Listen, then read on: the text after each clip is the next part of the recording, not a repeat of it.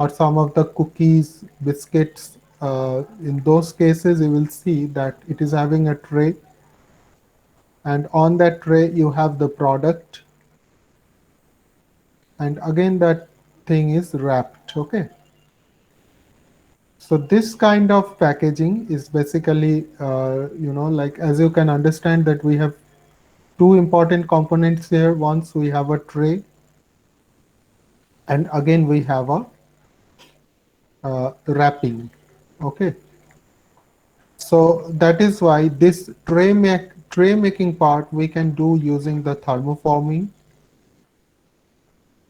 And on that, once that is done, then the filling will happen to the tray, and then it will be wrapped by using the FFS technique. So that is why, since it combines both of these two, I told that it is a combined process of these two techniques that to some extent we have already covered. Okay, just a second, I forgot to start the recording.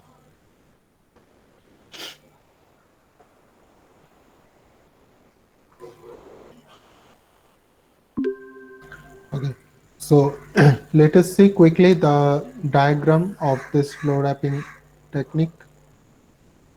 And I would also request you to draw in your copy so that you can understand the thing. Like, once you draw yourself, you can understand the process. It will remain in your mind for a long time, I believe.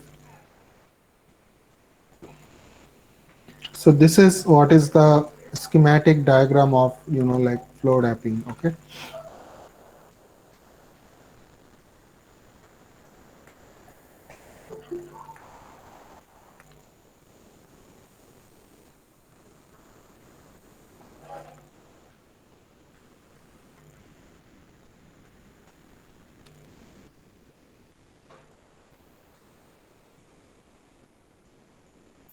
So you take few minutes, and then I'm going to describe each part of it.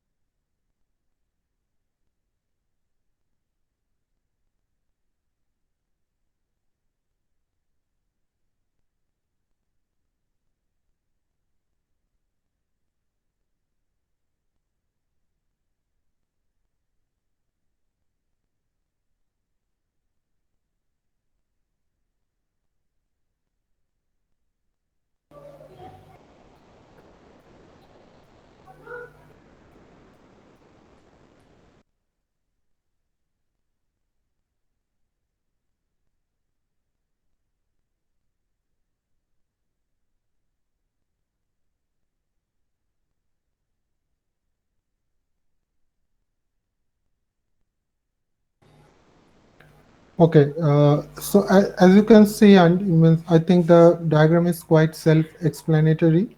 So this is the fundamental arrangement over here, and this is the propelling roller, because this part is being illustrated over here separately. This is the product, okay, that you are going to pack. And these products go over here. As you can see that there is a slit over here, okay, and it goes inside this using this roller.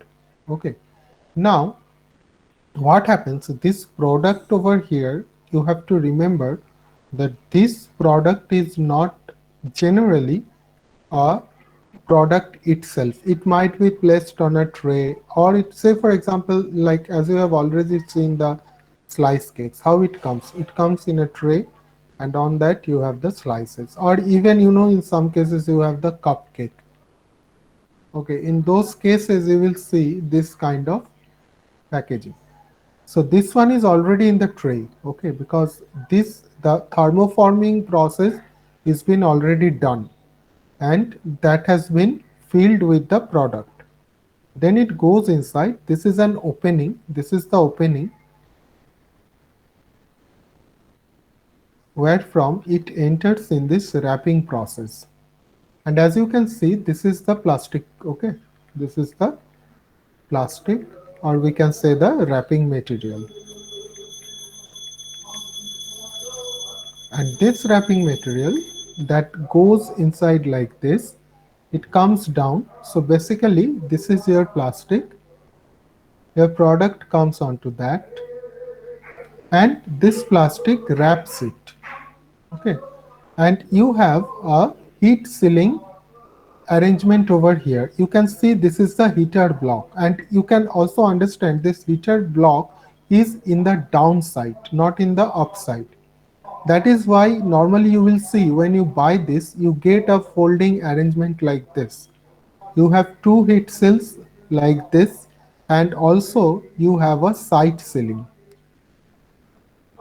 Okay, and this side sealing generally you will see where the product is upheld. That means if this is your tray, your this side sealing also come in the bottom side. It never comes at the top because of this reason, because this wraps it, this plastic wraps it, and at the bottom of it the sealing happens. Okay, so this is also having three seals. Okay, one is this side, one is this side, and another one is at the bottom, which is done by this propelling roller arrangement where we have these heater blocks. And then it goes, and we have the rotary crimpers over here that basically crimp seal. This is called the crimp seal, that where these two ends are joined, okay, and this is called a crimp seals. And this crimpers basically is again a heat sealing arrangement which seals this two end. This is one end, this is another end, okay. So it goes over like this and it gets sealed, and it may get cut, or it may have a chain formation, depending on the uh, product. Means mostly you will see this cupcakes and all, they also come in a chain formation. This is one product, then with that another product is attached, okay. So likewise, like you get this thing in the output, okay. So this is the process of flow wrapping. So if you have any doubts in understanding, please do let me know. Sir প্রসেসটা একবার explain করবেন? হ্যাঁ, বলছি। এক second তোমরা একটু hold করো, আমি একটা নিয়ে আসি, তাহলে বোঝাতে সুবিধা হবে।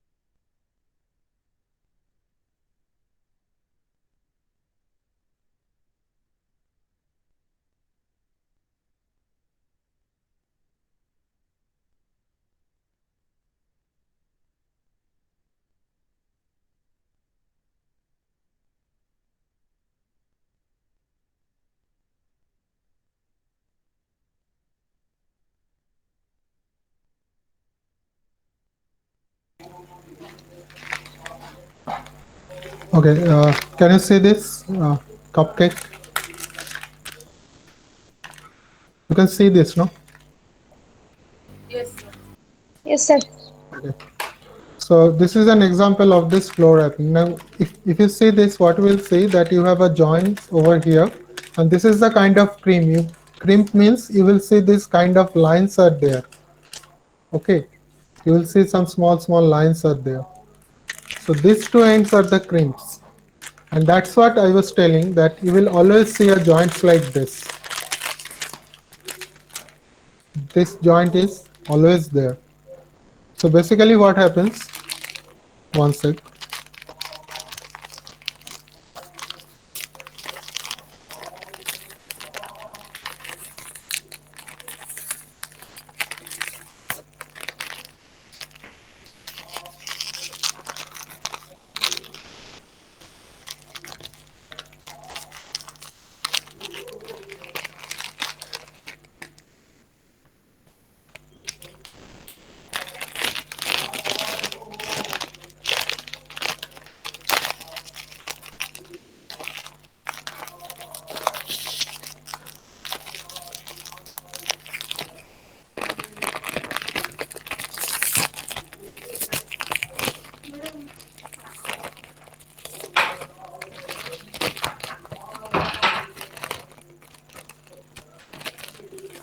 So like this is the package actually, okay, and this is the product.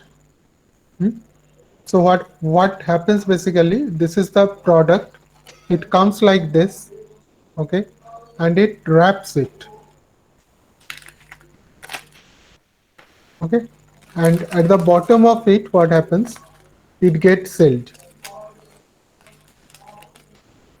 It gets sealed in the bottom, and that's what I was telling that this sealing always happen at the bottom where this tray is there. This tray has been formed by that thermoforming process.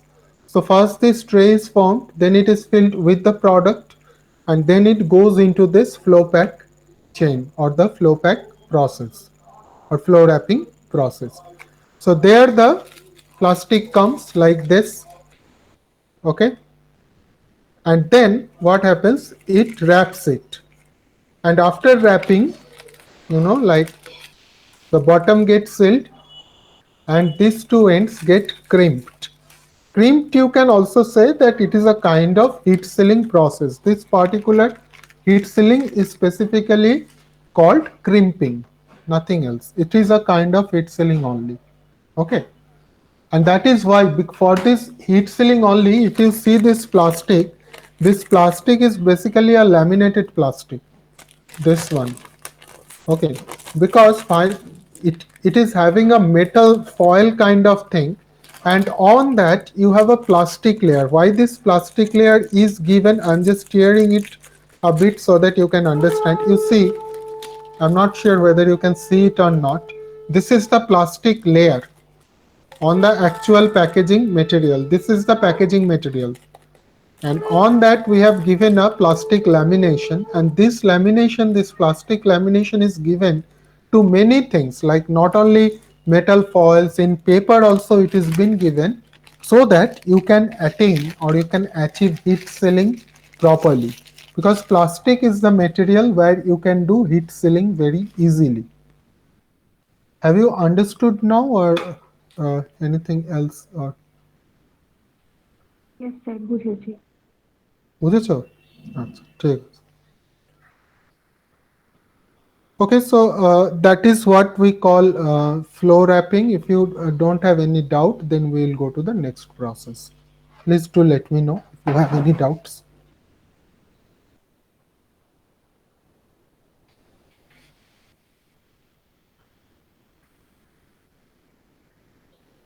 Okay, it seems it is a bit understood by you. So I'm going to the next process.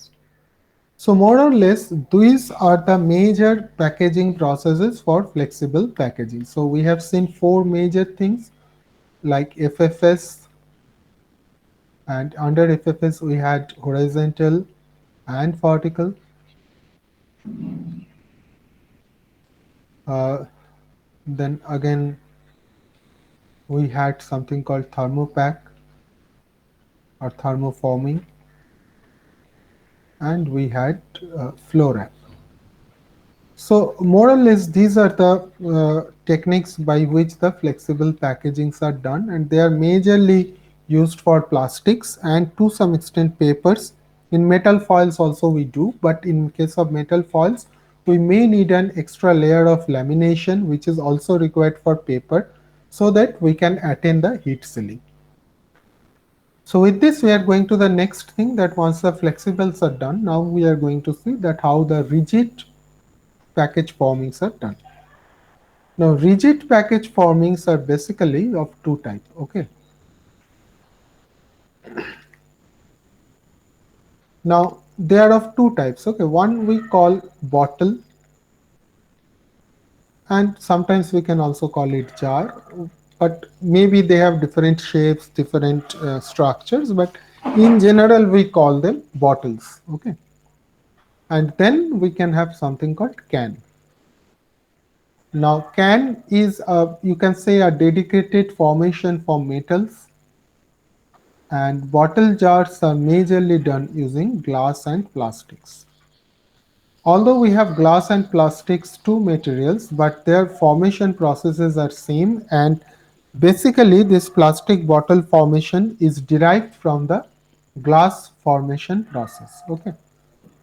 And I think many of you may know there is a thing called blowing, means how the glass bottles were prepared initially, that they used to melt the glass to a formation which is called the glass transition temperature, where glass takes a semi-solid gel kind of formation. They used to take a blowpipe like this, and there were people who had this particular skill. They used to blow it, and this air used to go there, and they used to inflate the glass, and the glass bottles were formed. Okay.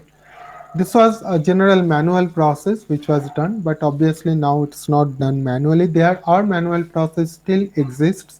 If you have very exclusive, very limited edition, and like very expensive packaging thing, there we still have this very manual thing, like where each bottle is having something special, and like it is very expensive, it is a collective items like that. But in mass production we don't have any more this manual blowing process, but the blowing process still exists. Okay.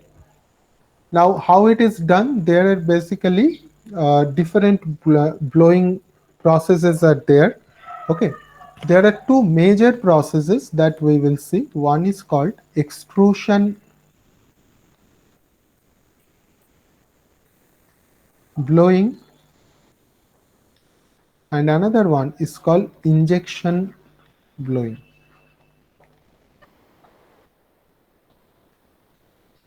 Two techniques, there are a lot of commonalities, but depending on the requirement, depending on the dimension of the bottles, we have to choose in between. So we will start with this one, extrusion blowing process. It is also called extrusion molding process, but because both blowing and molding things are there, but you can tell whichever comforts you. Okay, but in question comes extrusion molding, then that means it is the same thing, extrusion blowing or molding. Okay. So we'll start with that process. The first step is, one sec, just copying the image.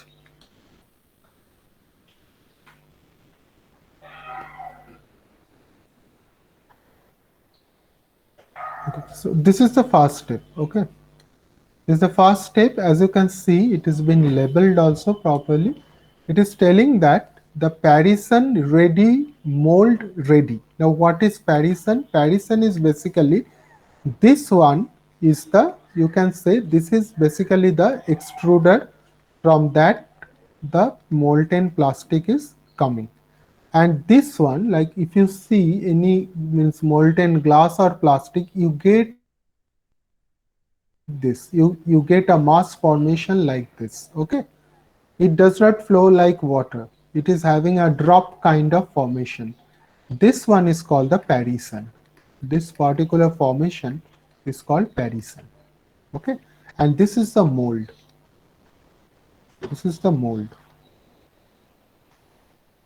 Okay, and in this mold, as you can see, there are two parts which are detachable, which can actually they can move like this. They can come closer, they can join together, and again they can go back. Okay, so this is the first step, that the parison, that means the glass. We are not talking much about glass, we will be more talking about plastics. That plastics have been molten and it is been extruded from the extruder, and that particular formation of plastic, which is a bit hot so that you can form it, and it is been and the mold is also ready. Okay, so once this is done, then what happens?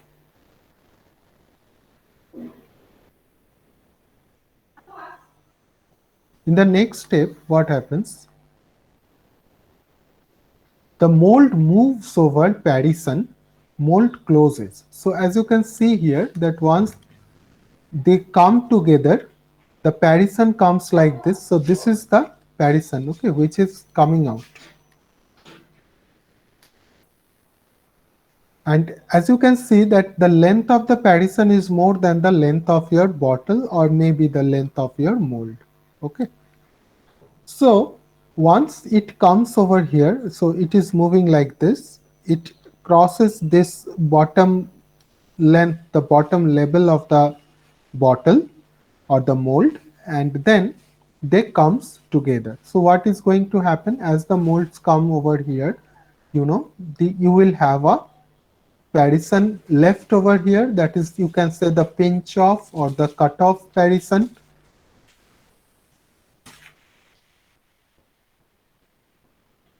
and from the top also it is getting cut. So after this you will have a cut over here also.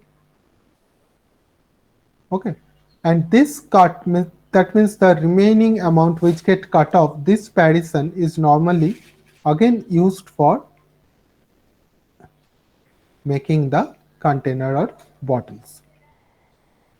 Okay, so once this is done, so after that what is basically happening? Basically happening, you are having the closed mold like this, and in that you have the mold is, which is basically made of a shape of the bottle, and there is a line always been drawn over here to indicate that these are the two parts. Okay, this is one part of the mold and this is another part of the mold, and at the bottom of it, parison laying down over here.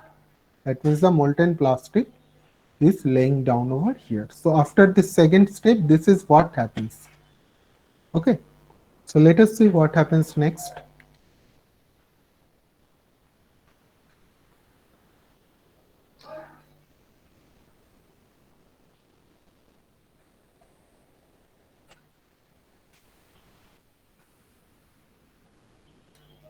Okay, in the sorry, in the next step, as you can see that what is going to happen, once this parison is get cut, this extruder which is giving the parison, that moves up. Okay, and here it's not shown clearly what is going to happen. We have another head over here which is called a blowing head, and this blowing head comes down over here and it start blowing this. Okay, now moment it is getting blown, what is going to happen? This parison is going to get inflated, because you can understand the air is coming over here and it's a very high pressure of air is there. So this is obviously going to, you know, like going to spread. But how will it spread? It has been guided by this mold. So basically it will go in the surface of this mold and it will have a formation like this.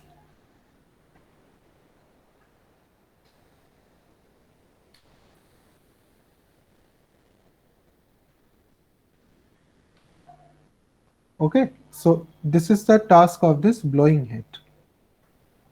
Now once this blowing is done, the next step comes.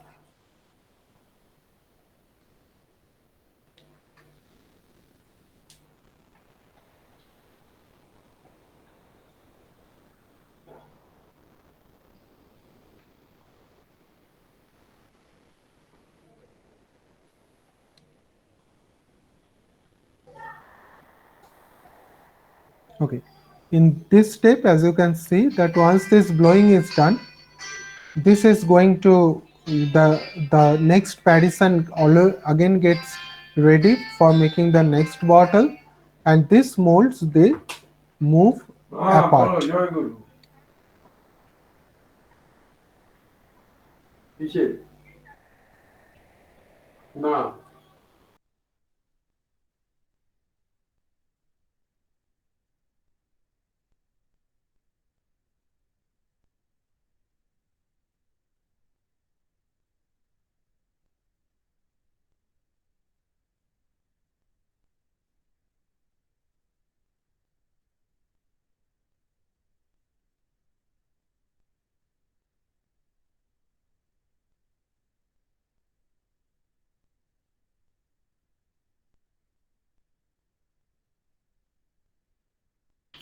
Okay, they actually moves apart, and the bottle get released from it, and this is what you get at the output. And then again the next Paddison comes, again the repeats. Okay, so this is how the extrusion blowing process happens. So if you have any doubt in this, please do ask me.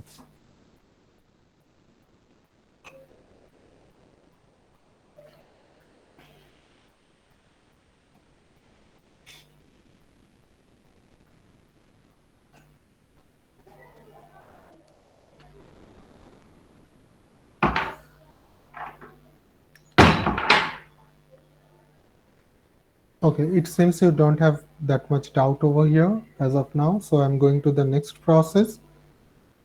The next process, as I already told, it is called injection blow molding. This is almost the same kind of process, but this is having a bit more stages also of those complications. Now here, if you see the picture,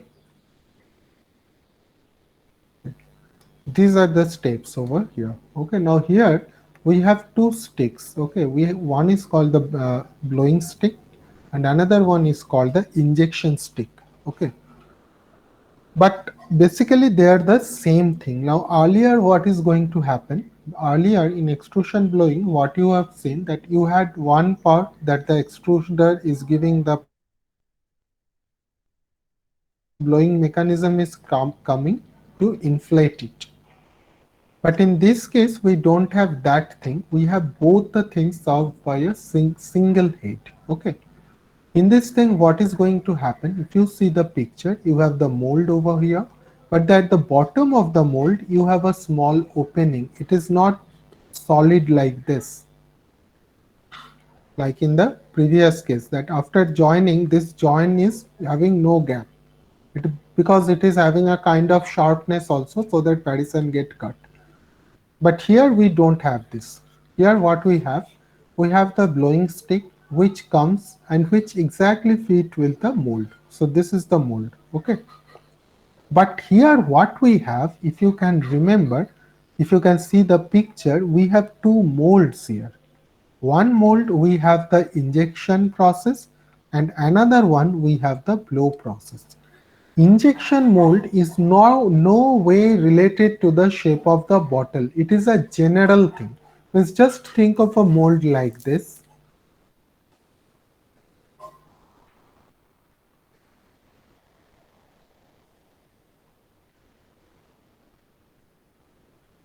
which is having a very small opening over here, and it is getting exactly fitted with the blow stick. This is the blow stick, and this is exactly getting fitted over here, but there is a gap between the blow stick and the mold inner surface. So this is the inner surface or the inner face of the mold, and this is the outer surface of the blow stick. So you have a gap over there because this gap basically tells that what is the thickness of the deposition on this blow stick. So from the picture you can understand in the first step what happens, the blow stick comes down and it get fixed with this injection mold. And in this injection mold, through this opening at the bottom of it, the extruded plastics get injected, and it is injected in a very high speed like a jet. So that why it is put in like a jet, so that you don't have uneven deposition on this blow stick. If this is what your blow stick is, it should not be you have lot of plastic deposited over here, you don't have much plastics over here, you have higher deposition of plastics over here. This is not what is expected and what is required. Rather, what you need is you need a very uniform kind of deposition, say something like this. Okay, because this uniformity will also make the walls of your finished bottles uniform. Now after this what happens, this injection molds, from this place what happens, the blow stick comes out and it goes to the next mold which is called blow mold, and the blow mold opens. This is the same process what you saw earlier. It it goes away, the blow stick comes in, and again they move like this and they closes. So this is what, after they move, this is what the shape is like. Okay, so after this happens, what happens, the last step comes, that you start the air blowing over here. And moment the air blowing happens from this openings, as you can see, so I'm just going to draw it a bit bigger way so that you can understand. So basically your this structure is something like this, like you have uh,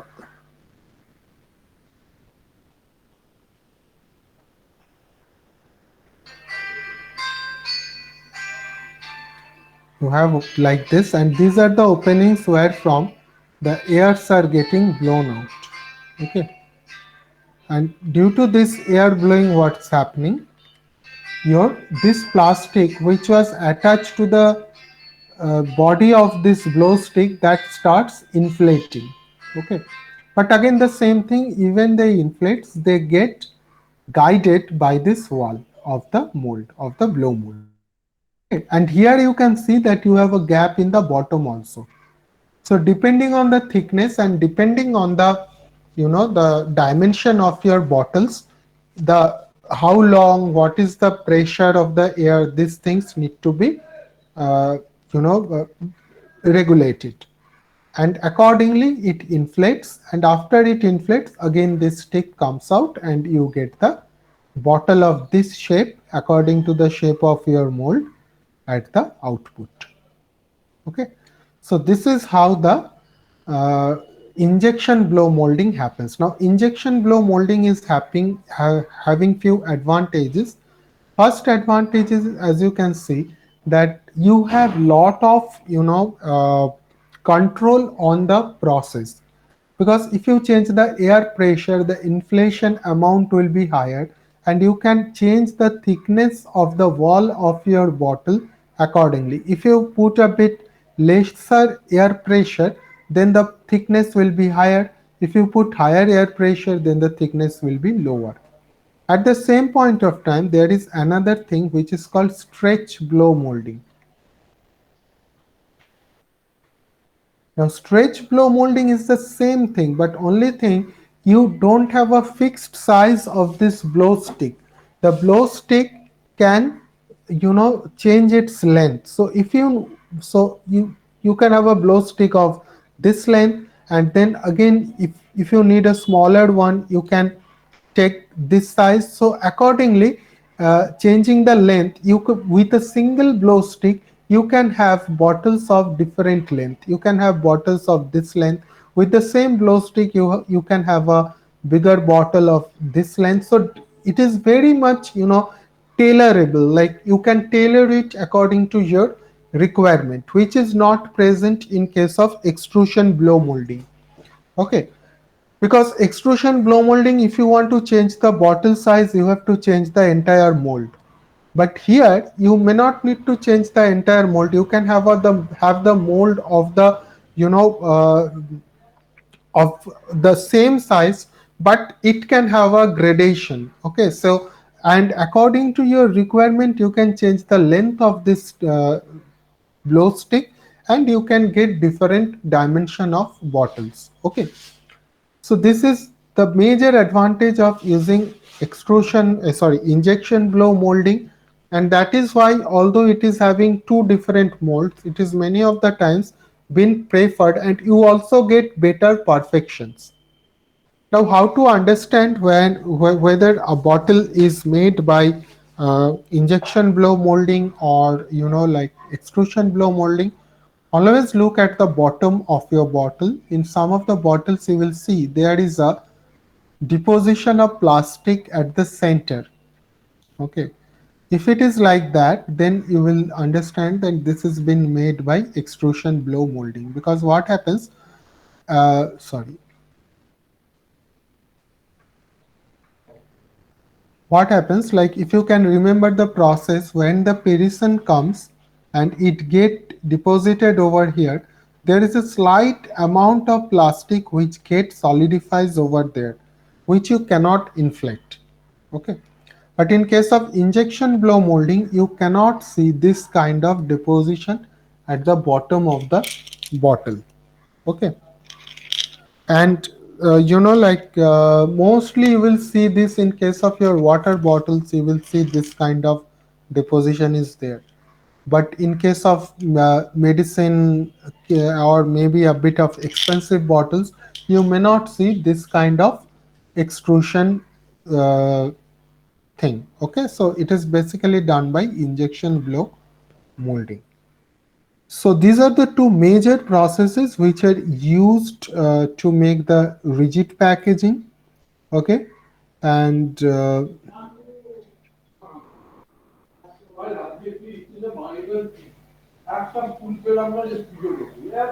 okay, and the same thing in some cases we also use to make the the cup kind of arrangement. So there also you can have this extrusion, the injection blowing process also.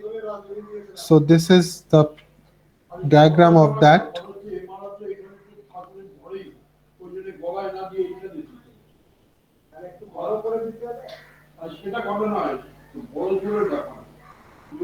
So as you can see that there is an injection pressure that molds come in, and you have a gate over here. This is called gate because something is coming out.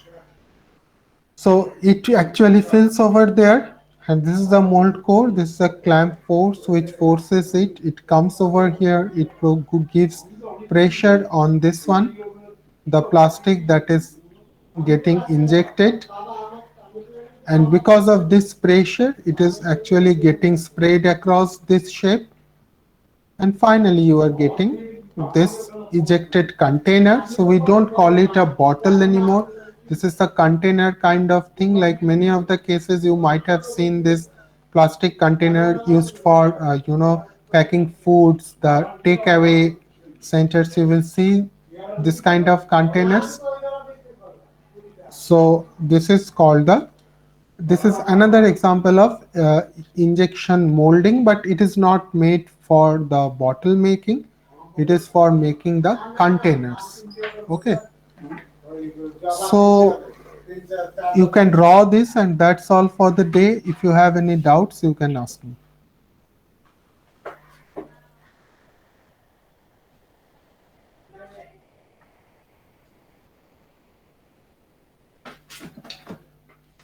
আমার কাছে দুটো সোজা কথা তোকে বলে দেবো, অসুবিধা হলে না বলবি।